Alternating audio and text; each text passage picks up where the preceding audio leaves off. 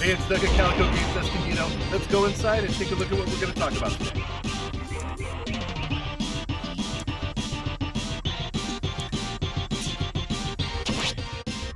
So here we are. We have the TurboGrafx 16 in box. A blast from the past. This was definitely a big competitor against the other 16-bit consoles of its time, the Super Nintendo and the Sega Genesis.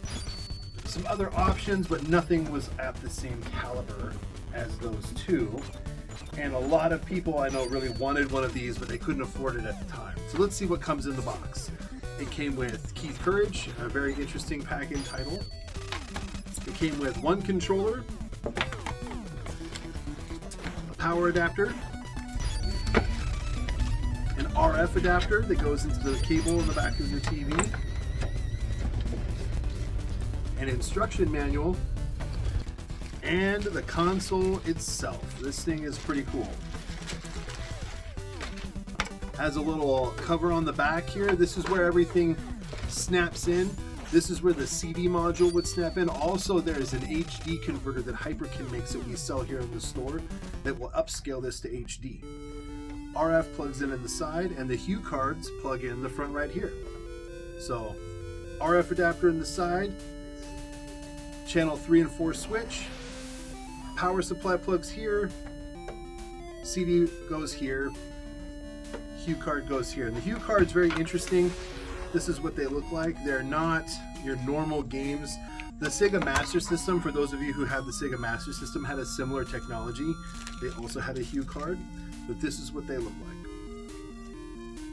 Very simple. And they simply slide right in just like this, and it turns on, just like that. Let me show you how you hook it up. What is up? Now, quick note, you guys, please be very careful when you have these old boxes. The cardboard is very brittle. They're very prone to sun damage, and if you put any kind of tape or something that's got acid in it and it gets heated up over time, it can burn through the cardboard and the graphics on the cardboard, so be very careful. We do not store the old consoles near the window, the boxed ones especially. We have some up high, but they never get direct sunlight. And that is very, very important that you guys focus on that too when you're storing your old stuff.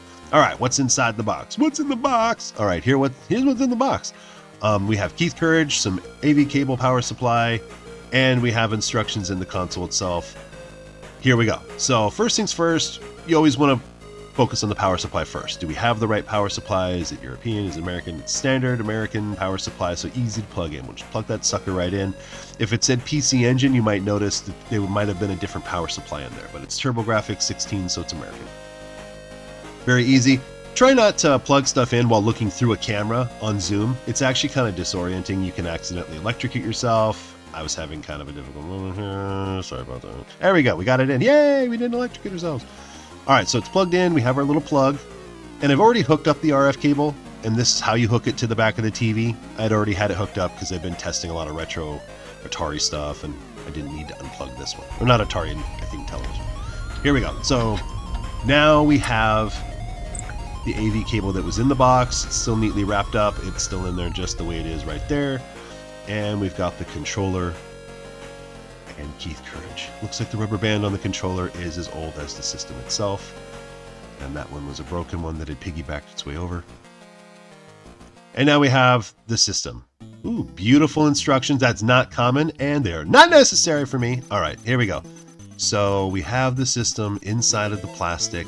This is actually pretty decent plastic. It won't protect it completely from sunlight though, so don't trust it. We have the system with the dust cover here. This is protecting the CD module on the back, or the interface for that, and it's also protecting the power input.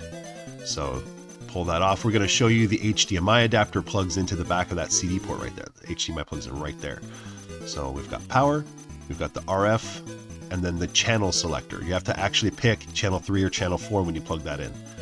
So here we go. Plug it in, power, yoink. Just like that, super easy, and RF, super, don't break it, there we go, super easy. And then I've already pre-selected my channel on the TV to keep it simple. We have it all hooked up, we've made note, channel 3 or channel 4, and here we go. I'm gonna plug this sucker in. Now there's a flat surface or flat side of the plug when you go to plug it in. Kind of helps your thumb guide it, and there's also a really clever little arrow that shows you which way to hook it up. But that being said, just pay very close attention. Some of these old controllers have prongs sticking out. You can feel like you might break it, so be very careful. All right, Keith Courage, the HUCard, as we showed you earlier, very cool technology. The first time I saw one when I was a kid, I did not believe that there was a game on it. I couldn't understand, like, where's the tape? I did not get it at all. But here we go. So we're going to pop in Keith Courage, just like these, like that. And hard cut. There we go. Just like that. All right, at this point, I'm mostly just checking, does the D-pad work? Do the button inputs work? Does it seem to work in time? That is basically it. And once it does, and we've proven that the controller works, we are good to go. So let's take a quick look at the HDMI hookup. So this is the HDTV cable that we sell, made by Hyperkin. It's at all of our locations in Southern California. It's about 35 bucks. It is a really high quality product. And fun fact, you can have 2 inputs happening at the same time. So that hooks into the CD module in the back, but then you also have the RF cable. So you can actually have it going to a flat screen and to a CRT at the same time and do a real-time comparison. It is capable of throwing to both. Pretty cool, right? And here is a screen quality side-by-side comparison on my testing station.